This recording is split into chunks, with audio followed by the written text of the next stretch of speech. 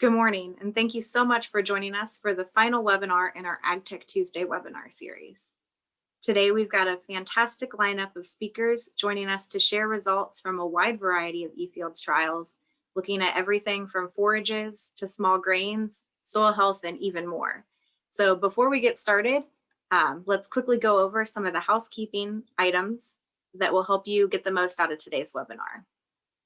So today's session is being recorded, and you'll receive an email with the recording link later this week. You'll also receive a short survey in that email, and we would love to get your feedback on the webinars that you've watched this winter. All of the recordings from previous meetings are also available on our YouTube channel, so subscribe so you don't miss anything at all from the Digital Ag team here at OSU. We will be answering as many questions as we can at the end of today's meeting. And so you can submit any questions you have throughout the webinar using the Q&A feature at the bottom of your screen. You'll also have the ability to see the other questions that people are asking, and you can vote those up so that we can make sure to prioritize questions that a lot of you have in common. The other two ways to interact are through the chat and the polls. So the polls will pop out throughout the webinar, and you can vote and respond if you wish. The chat feature is also located at the bottom of the screen, and you can use that to interact with both the panelists as well as other attendees on today's meeting. So let's quickly practice using that chat feature by answering this question. What alternative crops and/or practices have you tried or are planning to try on your farm? And so I'm really excited to see what kind of responses you enter. Make sure that you select all panelists and attendees so that everyone can see what you're sharing. And as you enter those responses, let's go over our ag tech tip of the week. So when you're looking at different precision ag technologies or digital tools that you want to adopt on your farm, it's really important to make sure that you can identify a clear need. Using questions like whether or not the technology addresses a specific problem or whether you think it may improve your efficiency on the farm are important things to ask yourself. Understanding what role this digital tool is going to play in your operation can help make sure that you get the best return on investment possible from that tool. So if you would like to follow along today, you can check out the eFields report online at go.osu.edu/eFields. If you still haven't picked up a printed copy but would like one, you can either check in with your local extension office or you can reach out to the Digital Ag team at digitalag@osu.edu and we will mail you a copy. So let's go ahead and get started today. Our first speaker is Barry Ward. He is a member of our farm management team here at Ohio State, and he oversees a lot of important resources that are being produced, including the production budgets and the custom rate survey that if you haven't used, there's something you're going to want to check out after you hear from Barry today. So Barry, let's kick it off. Hello, everyone. My name is Barry Ward, and I'm the leader of production business management with OSU Extension in the College of Food, Ag, and Environmental Sciences. And most of what I do, most of the work that I do with the college revolves around farm management, agricultural economics, and tax education. So I'd like to share a little bit today about what we have included this year in the eFields report, focusing on Ohio crop enterprise budgets and the Ohio Farm Custom Rates Survey. If you would like to find this in the current eFields report, you can find this on pages 26 through 29. Let's start by talking a little bit about the Ohio crop enterprise budgets. What are they, and how can they provide a tool for you to use in your own operation? An enterprise budget provides an estimate of potential revenue, expenses, and profit for a single enterprise. And the ones that we'll focus on today as we look at how they're put together, compiled, and authored, and also our outlook for 2021, we're going to look at the corn, soybean, and wheat enterprise budgets. We have a long history. The College of Agriculture, College of Food, Ag, and Environmental Sciences has a long history of developing enterprise budgets going back several decades. So we can use these as a good tool for our planning efforts and a good starting point for your own numbers and your own calculations and projections for the upcoming year. What we hope to provide is a common workable combination of inputs that can achieve a given output And we look at a number of things and a number of data sources. We look at seed, type and quantity of fertilizer, chemical, and other items that we include as cost items in these budgets. And we look at how they're reflecting both university recommendations and also the experiences of many Ohio farmers. And we use formal as well as informal surveys to gather the information that we use in these budgets. And I also want to recognize that there are a number of individuals that are participating in helping to author these budgets from across the college. There's a set of detailed footnotes with each of these that explain the methodologies, that how we come up with the data that we use for these enterprise budgets. Of course, we encourage all of you to only use this data that we provide as a starting point. Use your own set of information. You can download these. These are downloadable Excel spreadsheets, and use these as tools. You can enter your own data, or you can edit these for your own purposes. If your costs don't exactly line up with the way that we categorize costs, we encourage you to do that as well. So why should we budget? There's a number of reasons, obviously. Should I raise this crop? We can experiment with different price, yield, or input level and cost combinations to come up with something that's a little more optimal.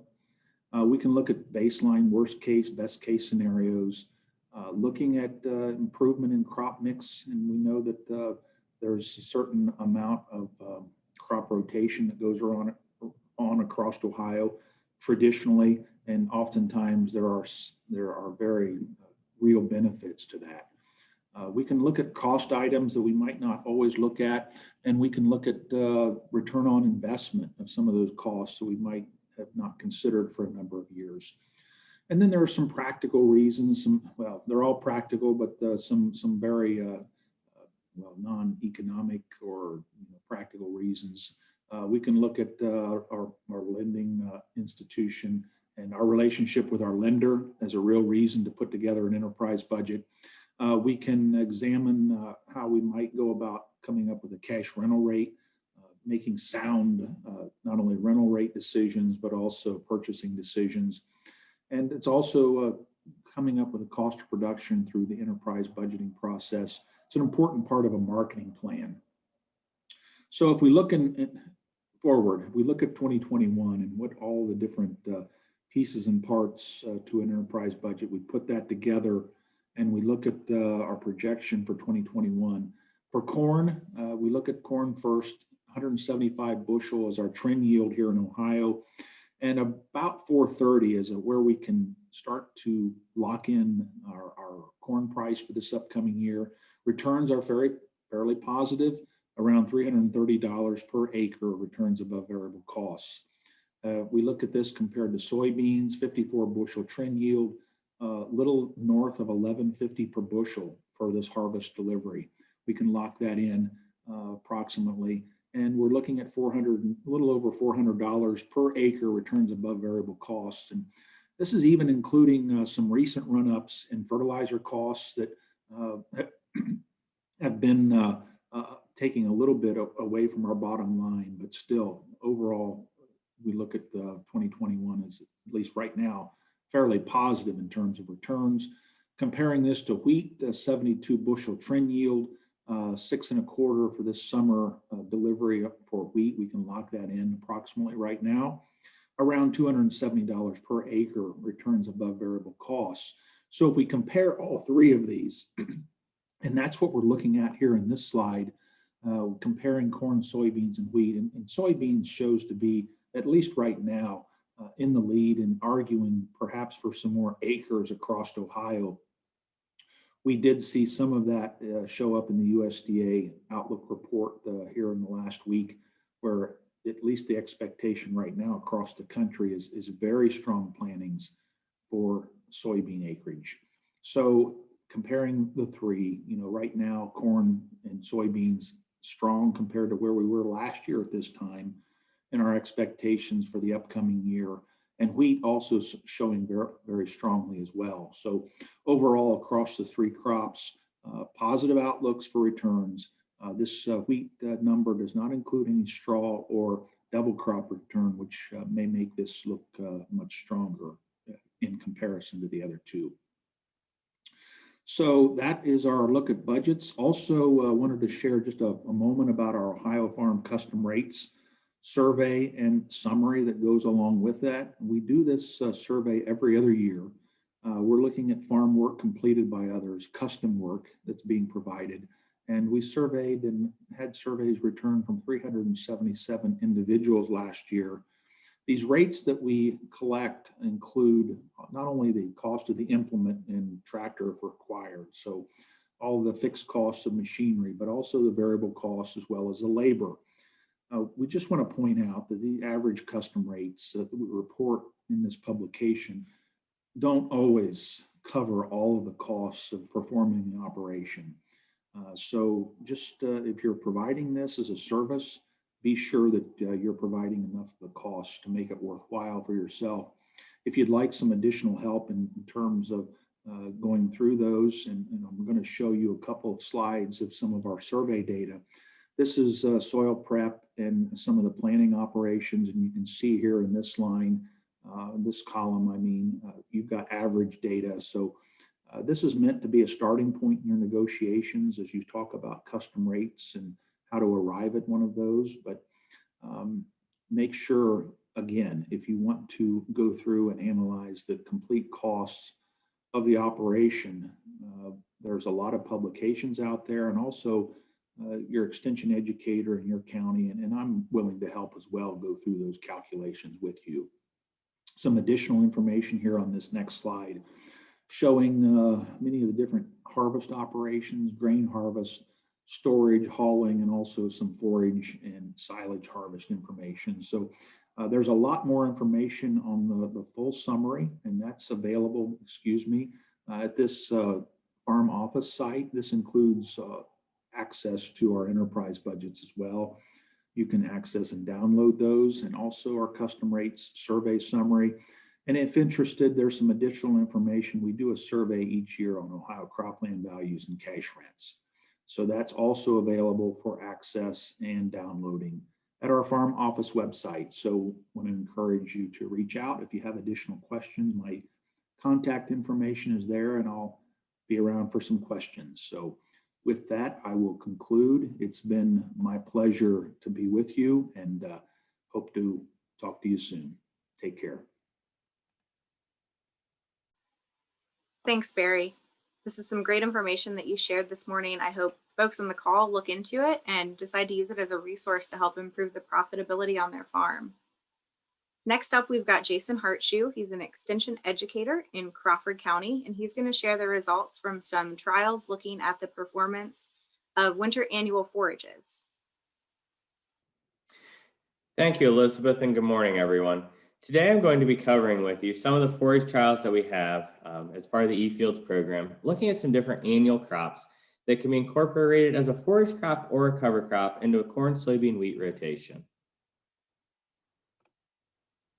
This year, we had 6 different forage trials, 3 of them looking at winter annuals, 1 looking at an oats nitrogen rate trial, and 3 looking at summer annuals. The winter annuals forage trial was actually the same trial conducted at 3 different locations in the southern part of the state, the central part of the state, and the northern part of the state. This trial included sewer rye, triticale, wheat, hybrid rye, and barley. Unfortunately, the barley did not overwinter very well at any location or really germinate very well at any of the locations. So we don't have very good yield data on the barley. We did submit a few samples for forage analysis to determine what the quality of that crop may have been for its nutritional value, but we don't have yield numbers on the barley. The other 4 crops we harvested at Feeks 10.0, so when the crop was splitting the boot, and at Feeks 10.5, so just before the crop would start to pollinate. At all locations, the planting date was late September, early October, within about 7 days of each other, and at planting they received 20 pounds of nitrogen, along with a treatment of 2,4-D to control the weeds in the area. The crops were then at green up, given another 50 pounds of nitrogen. Looking at our data, it may have been valuable to have applied additional nitrogen to these crops but we don't know if that would have increased yield or quality because that wasn't the factors we were studying. With harvest, we harvested each crop at that growth stage. So each species was not harvested on the exact same day, but harvested on different days based on the growth of the crop. So when we look at the different crops, down at Jackson, cereal rye was the first crop to mature across all locations. Followed by a day or two later, hybrid rye. The cereal rye and hybrid rye both matured rapidly, going from 10.0 to 10.5 in less than a week. Triticale was about a week later than the cereal rye, and the wheat was a week and a half later.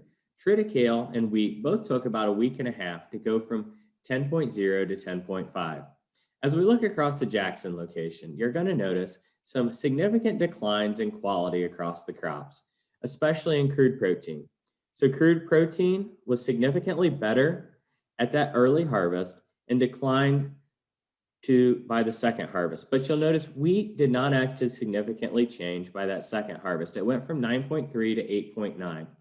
Across all locations, we find that wheat is a slower maturing crop and also declines slower in crude protein. You'll notice for energy or TDN, cereal rye and hybrid rye had the greatest energy values at that 10.0 harvest and declined rapidly into the 10.5 harvest. When we look again at, say, wheat declined though in energy, unlike in protein. You'll also notice looking over at NDF, the NDF is significantly greater for all crops after heading, but yield definitely increased by waiting from 10.0 to 10.5. One thing you need to consider as a producer is what are the goals for this crop? Am I looking for maximum tonnage or maximum quality in my forage? We gained about a half a ton at Jackson by waiting another week to harvest each one of these species. When we look at the north central location, again, crude protein was not significantly different across any of the crops at the 10.0 harvest, but did significantly decrease for all the crops at the later harvest date. Wheat had a significant decline and actually, interestingly, became the lowest crude protein at this location, which was a little bit strange. Wheat usually doesn't decline that much, but at this location, it wasn't significantly different though than in the rye or triticale, but the hybrid rye maintained its quality a little bit better. When we look over here at tonnage, triticale was the highest yielding crop, had the highest tonnage at that 10.5 at about 3 tons and 2 tons at 10.0. It actually had significantly better yield than any of the others. And we often see this, some other trials we've done in previous years, rye is the highest yielding early on, and then it gets passed by the triticale. One of the challenges and reasons to look at multiple species instead of just planting one is this is the one day we went out to harvest at the north central location. The crop was at that perfect growth stage, but the field was flooded. It took about 4 days for that field to really dry up and firm up enough we would have been able to get harvest equipment across it. And at that point, we may have gone from that 10.0 quality to 10.5. That rapid decline in quality of these winter annuals can be a real challenge. The last location was the northwest location up in Wood County. This location, you can see we did take forage barley samples. We didn't have yield samples because the crop we didn't have good growth. We were able to get some quality samples. The barley was the highest nutritional value crop. Again, at this location, we see that same trend. Higher nutritional value early on, but increased yield later. We do see lower tonnage at this spot. So the other 2 locations both received 8 to 9 inches of rain in March and April. Northwest only received about 5 inches of rain and had about 300 less growing degree days. And when we look at these crops, they remove a decent amount of nutrients. So we're removing about 40 to 50 pounds of nitrogen, 5 to 10 pounds of P2O5, and 18 to 50 pounds of potassium. We also had a few summer annual trials looking at corn, soybeans, oats, sorghum Sudan, and BMR sorghum north central. Those yields range from 1.5 to 2.5 tons. But one thing to notice, these all received about the same amount of nitrogen. The oats definitely had the highest crude protein, but another striking thing here is soybeans. We had soybeans in the trial. They had the highest crude protein while they were the lowest yielding. Soybeans may be an option for you to consider as a forage crop in that double crop situation if you have seed. We had one other summer annual trial down in Morrow County. looking at oats, teff grass, and sorghum Sudan. The teff grass and sorghum Sudan had about 1.25 tons of yield. The oats did have higher crude protein, but a lot lower yield. The nice thing about teff here in this study would have been it's much easier to make as a dry forage. That 11% crude protein and same yield as sorghum Sudan may make teff a crop to look at. The last trial we had was looking at nitrogen application to a forage oats crop. Nitrogen really seems to matter on these grass crops, especially with a later planting date. So this trial was planted the 1st of September, and we looked at 3 different nitrogen rates, 0, 46, and 92 pounds of nitrogen. And when you look across here, nitrogen not only affected yield, but also affected crude protein. Without any nitrogen, crude protein was 9%. With nitrogen, it went to 12.5. And then when we look at yields, we only had about 1/4 ton without any nitrogen application, and we bumped up to a little over 2.5 tons with that 100 pounds of nitrogen applied to the oats. Some of our other trials in previous years of eFields work have showed that 50 pounds of nitrogen on August planted oats appeared to be enough. But last year, we also saw this trend where September planted oats maximized yield and quality with 100 pounds of nitrogen applied. Possibly, a little bit cooler soils. We need a little bit more nitrogen because we're not getting as much out of these soils. This later planting date also says 60-day harvest, which is common with many of our summer annuals. We had about an 80-day harvest till harvest for this oats crop. Thank you, and I'll pass it back to you, Elizabeth. Thanks, Jason. This is some interesting information, and I think a real opportunity for folks with livestock to look into ways to boost their feed supply throughout the year. So next up, we've got Eric Rieker. He is an extension educator in Fulton County, and he's been doing some really interesting work looking at the efficacy of malt barley here in Ohio. And I'm looking forward to seeing what you're going to share today, Eric. Well, good morning, and thanks to the eFields team for allowing us to share some of this information on small grains and cover crops during Ag Tech Tuesday. As she said, my name is Eric Rieker, and I'm the extension educator in Northwest Ohio in Fulton County near Toledo and the Michigan border. One of my research interests and focus areas is finding ways that we can increase small grains acres like wheat or barley in the rotation. Fulton County is located right in the center of the Western Lake Erie Basin. We also know that there's a possibility of a commercial scale malting house or houses coming online in the Great Lakes region in the next few years. As a part of that, we felt the need to develop a peer learning group to investigate growing winter barley at the field scale to see how feasible it was and if we could grow high quality, high yielding malt barley. Like many of the projects in eFields, this one has a unique flavor of its own. I do call it the Northwest Ohio Barley Cohort. It is not exclusive to Northwest Ohio, but due to proximity, it just made sense to start it with farmers in my home county and expand that into other areas of Northwest Ohio. If you're interested in more details associated with this data set, check out the eFields booklet on page 200 to 201, as we will today. Don't be afraid to email me with questions or concerns, or put your questions in the Q&A or chat box today. So what were the learning or research requests of the farmers that participated in this peer learning group? Well, they were simply plan a field of winter barley and record the associated data.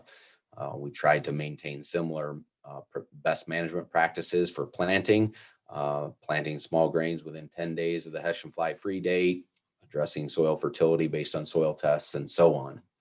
The overwhelming question was, can we grow high quality, high yielding barley in Northwest Ohio? In summary, there were 8 growers across 9 sites in 5 counties in Northwest Ohio in 2018.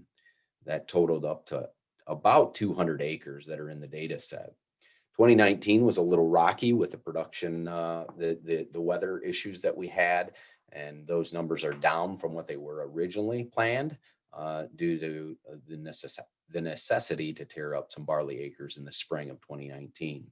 In 2020, the cohort had grown to 13 growers across 26 sites in 10 counties, including 2 counties in Northeast Indiana. The 2020 data set included 1,300 acres of malt barley. Each field in this data set was used as a replicate, and the geography associated with it was used as the randomization. Again, these growers were asked to record key data and practices that they did to go into the data set. The second research request was regarding double crop soybeans. When the growers in the peer learning group did some reading, I did some reading on substituting wheat with barley. We were all optimistic that barley would gain growers an earlier plant date on double crop soybeans, a practice that has mixed success after wheat in Northwest Ohio. So growers were asked to plant a soybean of their choice in 3 different situations. Obviously in a first crop situation, just to compare those first crop yields. And then a double crop soybeans after barley and double crop soybeans after wheat for kind of a check on both sides of the double crops after barley situation, for those who are really thinking that the first crop beans are the check, and then there's another set of farmers that believe the double crop beans after wheat are the check, and there can be a case made for both. Again, the producers were asked to record their practices and contribute to the aggregated data set that I'm going to be presenting here. Again, I've already called your attention to pages 200 and 201 in the 2020 eFields report. There's quite a bit of data in this spread. We've already talked a little bit about the study information and the study design in the upper left-hand corner of page 200. But I want to call out some of the data in the bottom left-hand corner where the 3-year barley results data are housed. So if you look at it a little bit closer, I did organize this data from right to left versus left to right. So we'll start with the 2018 data the 2018 data on the right-hand side of the chart, with kind of key metrics I think that farmers really wanted to know, wanted to dial into, and those key metrics: grain yield, straw yield, and could they meet the protein requirement or the protein premium, if you will. 2018 was an excellent year to grow barley. We had 9 sites that averaged 86.5 bushels per acre with a ton of straw per acre harvested. We essentially had 0 quality concerns in 2018. In 2019, the fields yielded across 11 sites. The average yield was nearly 51 bushels and a little over a half ton per acre of straw harvested. Again, if you recall 2019, we had a very wet spring, and we did run into some low yield and high DON, or high quality issues associated with DON in 2019. Much of the barley in 2019 was unacceptable for malt quality and malt grade. Moving to 2020, we had what I would call an average yield year, 71.7 bushels per acre, and a really nice straw yield, quite frankly, 1.3 tons per acre. However, the quality issues faced in 2020 included low plumpness scores and a high percentage of thins that we believe were associated with cold weather in early May, followed by a dry grain fill period. When you look at the 3-year grand means, participants in this barley growing peer group harvested on average on June 27th with a yield of 70 bushels per acre, 1.1 tons of straw per acre, 10.6% protein, right in the sweet spot, and a little over the parameters for DON, which was the average was 1.4, and we really want to be under 1 part per million of DON for this food grade product. I can't overemphasize that this is the simplest version of this broad data set, comprised of 3 years. It's 46 farm field scale data that I think growers can find quite a bit of use for. As we move to page 201 and look at the results of the soybean data, this data shows a slight advantage of double crop soybeans planted after barley versus those planted after wheat. I have highlighted those a little bit in 2020. We didn't have quite as big a spread between barley double crops and wheat double crops, about a three bushel difference. In 2019, we actually had we had 1 grower that planted after wheat, but we felt that data was inappropriate to include. because it was only one site. Instead, we focused on the 7 sites that had both a first crop comparison of 48.5 and a double crop comparison after barley, which was really one of the better double crop yields across all 3 years. And then finally in 2018, looking kind of back in reverse, the break, there was a statistical difference between each of those bean yields. Obviously, first crop soybeans were the highest yielding, followed by almost 36 bushel double crops after barley and 20 bushels per acre after wheat. If you summarize that into grand means for the double crop data, the data set shows a 10-day earlier advantage to double crop soybeans planted after barley versus those soybeans planted after wheat.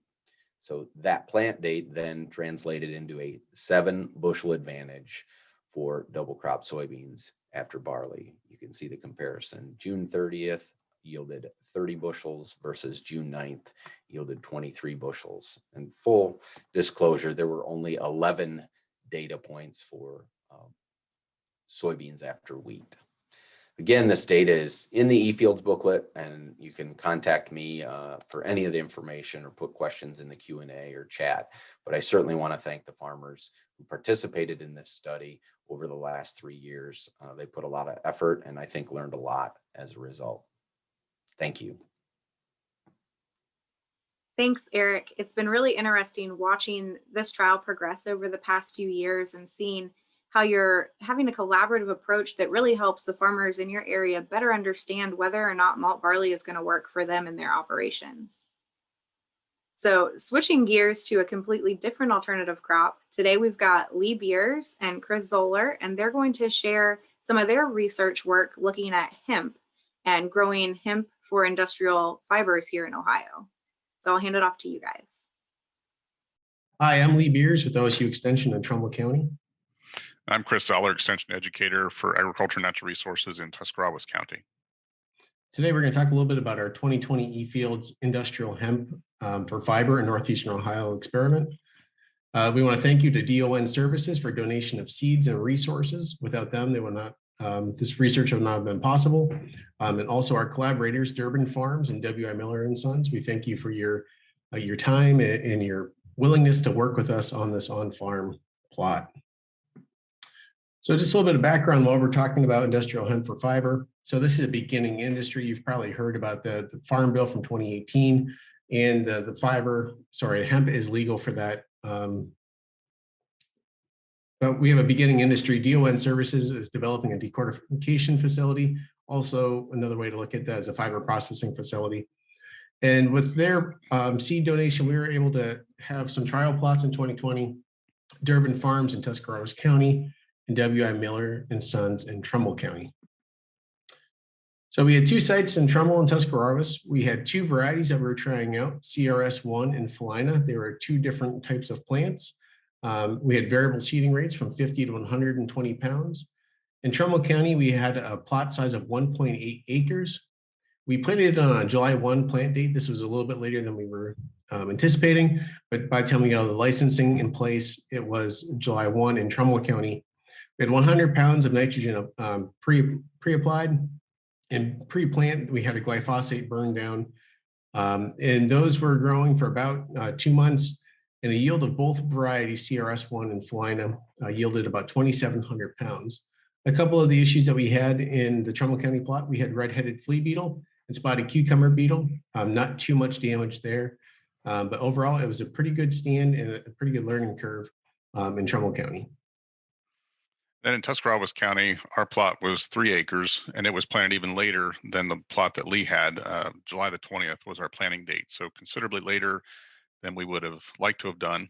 We didn't apply any nitrogen to this field, and I think we saw the effects of that because there was no nitrogen applied. We saw much less yield, and it was in a field following wheat. But yeah, the yield for our varieties, both combined, was just over 1,600 pounds. And as Lee mentioned, he had some pest problems in his plot. Fortunately, we didn't have any insect or disease problems that were observed in the Tuscarawas County plot. The 2 varieties, again, Felina 32 and the CRS1. The Felina 32 was a much better stand in both plots. And we had a lot of germination issues with that CRS1. And you'll see in a moment, because of those germination issues, we had quite a bit of weed pressure. Just a few pictures from our Tuscarawas County plot. The upper left-hand corner is the day that we planted. Right below that is early on, not too long after planting. That's the germination. I was surprised at how quickly the seeds germinated and emerged. The large picture in the center is a really good visual of the two varieties. You can see on the left, just not as strong or as abundant as the one on the right. And above that, you see that's a lot of grass, a lot of foxtail that has come in much of that field, again, because of that poor germination and slow emergence. And then on the right-hand side, upper right-hand corner, is a picture right after it was mowed. And then down below that is the final product baled in large square bales. And in Trumbull County, you can also see some of the differences here in the crop. This is emergence over here in the upper left-hand corner in that very green strip. That was Flina 32. And on the right is the CRS1. And in the bottom left-hand corner, you can see the picture where it's dark green and light green. That is going to be the CRS1 variety. That is a dioecious. So there are male plants and female plants. That light pale yellow, pale green color are the male plants as they germinated and grew to full maturity rather quickly. They were only about 18 inches tall. And as they started to die off, they turned to a more pale green color, while the female plants, which are the darker green, continued to grow, but they only reached a maximum height of about 24 inches for the female plants. And in that back against that row of corn, that is the Flina 32. And in the bottom right-hand corner, you can see my daughter standing next to the Flina 32. That was a much more vigorous stand. Again, came in very, very thick. Some of those plants were 7 to 8 feet tall. And just above that in the upper right-hand corner, you can see the mowing with the CRS1 because of the poor germination, the very thin stands, and just the overall short stature of the plant. A lot of weeds were able to get established. In Trumbull County, we had a big issue with barnyard grass and velvet leaf, and you can see that there. We did not have any weed issues in Flina 32. It had a very good canopy. We were able to keep most of the weed pressure out, so that Flina 32 is a superior variety. A couple of issues that we came up with harvesting, with the mower conditioner, with the tine conditioner, you can see that fiber from those plants, they would wrap right around those tines and hold them tight. We had to go in when we're done and cut those off with a pocket knife. So a mower conditioner with rolls would probably be a better solution, or better yet, a disc mower or a sickle bar mower with no conditioner at all. One of the issues that we realized soon after harvest, there's a lot of seed shatter. You can see there in the bottom center part of the slide. All of those are seeds of relative size to my pocket knife, which is about 3.5 inches. About a week after harvest, all of those start to germinate. So there will be quite a few residual weeds or hemp plants coming in next year and immediately following that. One of the challenges for our fields, we're trying to time the retting. And this wasn't just for our plots. This was a unique challenge for all of the growers growing industrial hemp for fiber. It's more of an art rather than a science. You're essentially letting the hemp plants sit out in the field for about, in Trumbull County, it was about 6 to 8 weeks. Some other farmers, they let it sit for 2 weeks, and you can see where these fibers come off of the plant. It really does look like a giant ball of twine when it is baled up. And again, over here, you're looking for that plant to go from a green color to what they call a dark beige or burnt umber ochre color. And that's when you know it's time to bale it up. If you have any questions, feel free to reach out to myself in Trumbull County. There's my contact information, or Chris Zoller in Tuscarawas County. Thanks, Lee and Chris. I know hemp is one of those crops that we're very carefully watching the markets on to see how it's going to evolve over the next few years. And this research is going to be incredibly important to help inform whether or not hemp is something we want to incorporate into our operations here in Ohio. And our final speaker I'd like to introduce today is Boden Fisher. He is an Extension Water Quality Associate located in Northwest Ohio, hired specifically to help us face some of the issues in the Western Lake Erie Basin. We're extremely excited to have Boden on board with us. Today, he's going to share some of the results from our statewide soil health survey that we conducted in 2020. So I'll let you take it from here, Boden. Good morning. My name is Boden Fisher. I'm a water quality associate with the Ohio State University Extension in Northwest Ohio. I'm glad to be with you this morning and have the opportunity to share with you results from my local area for an eFields project that was statewide. This map shows the scope of this particular soil health survey project, which included 88 fields across the state. The effort was led by Dr. Steve Coleman and Dr. Elizabeth Hawkins, among many contributors. As I mentioned, I'll be sharing a subset of this larger data set, which comes from a 3-county area in Northwest Ohio that you can see highlighted here, where I'm located. So the objective of this study overall was to contribute to Ohio's soil health data set.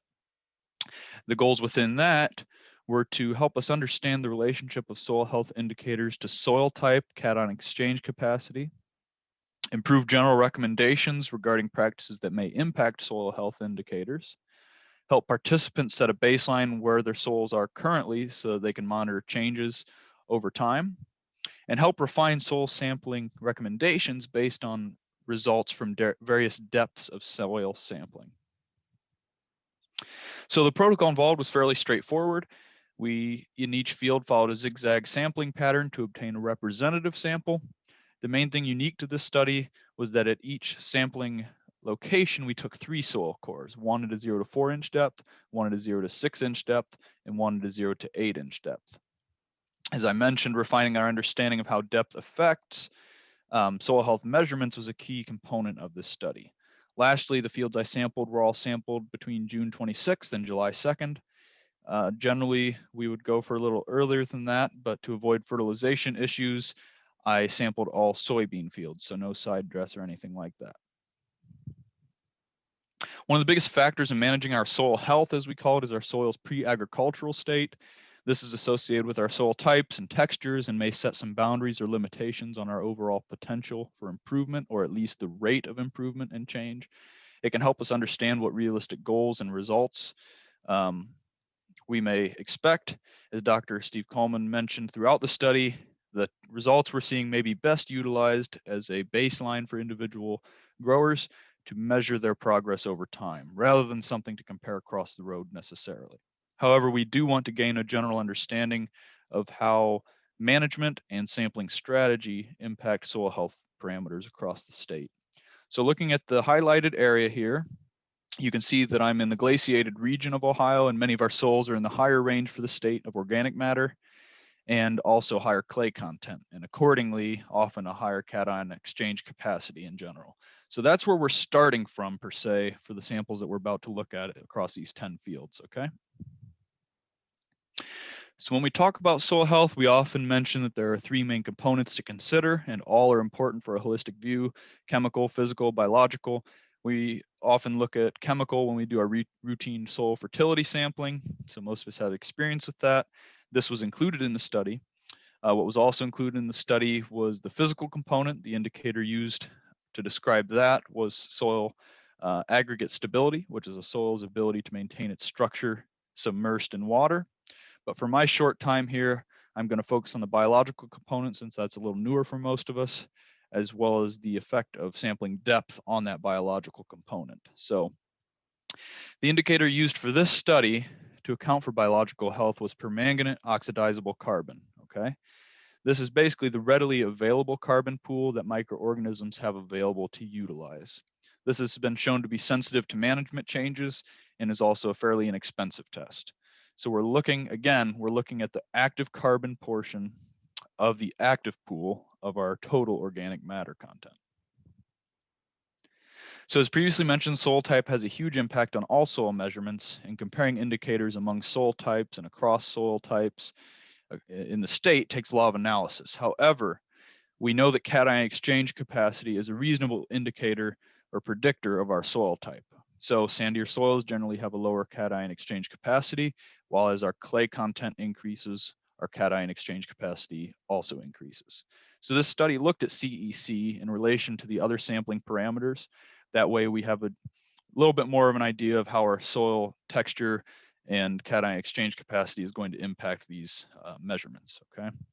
So that tells us from this, looking at this particular graph, we can see that there's a positive correlation in these samples for active carbon and increasing with cation exchange capacity that is higher, okay?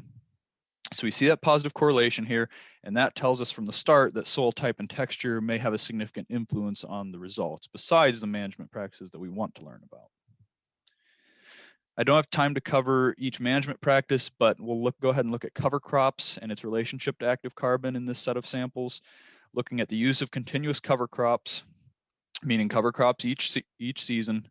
In the 10 fields that were sampled here, there was a positive correlation between more years in cover crops and higher permanganate oxidizable carbon readings, okay? You can also see the limitations here, though. There is scatter on this graph. There's also the maximum was 7 years in cover crops, okay? Many folks have more than that, so that's impactful. And remember, again, we're looking at 10 fields here. So I refer you to the larger study, which also showed a positive correlation of cover crops and active carbon. Now let's go ahead and turn to sampling depth. So we generally think of our top layer of soil being our most fertile and active, especially now on average using less intensive tillage regimes. This study's results are in line with this train of thought. For example, here, looking at sampling depth on the bottom axis and active carbon on the vertical axis, you can see that increased sampling depth decreased active carbon readings. So this was expected, but not a lot of work had been done on this, so it's good to have this understanding for the state. Here's that same data we just looked at, but in discrete categories here. So here we see the averages, okay? This is the average reading for each sampling depth. And you can see again that 0 to 4 inch depth gave us the greatest active carbon reading. One last time, look at this in a different way, showing on a field by field basis for the 10 fields that I sampled. You can see in 8 out of the 10 fields here, the blue bar was the highest or active carbon reading, and that is the 0 to 4 inch sampling depth, okay? So in 8 out of 10 samples in this particular subset of data. So hopefully this has given you a little information on what we did this year. This is sort of a zoomed in view to a small portion of the larger data set. Remember, these were localized results and 1 year of sampling for me, but I again refer you to the larger study for a little bit more robust data, and I think we're learning a lot. And despite the limitations of this subset of data, I hope that this has piqued your interest in the study overall. And to see those full results, you can go to page 222 through 225 of this year's eFields report, okay? And more so than that, I encourage you to tune in this week to our Agronomic Crops team's Soil Health series, where Dr. Coleman and Dr. Hawkins will explain in more detail the statewide results. You can register for that event at this URL at the top. Good to be with you this morning. Boden Fisher, Water Quality Associate with the Ohio State University Extension. Thanks to the Digital Ag team. Thank you, Boden. I think we've learned a lot from this first year of data, and we're really excited to collect more in 2021. So we're excited. If anyone wants to get involved, be sure to reach out to us. So with that, I'd like to thank our speakers again, and we're going to switch over to questions. So if you haven't already, please type any of your questions in the Q&A box, and our panelists are here and are very excited to begin answering them for you.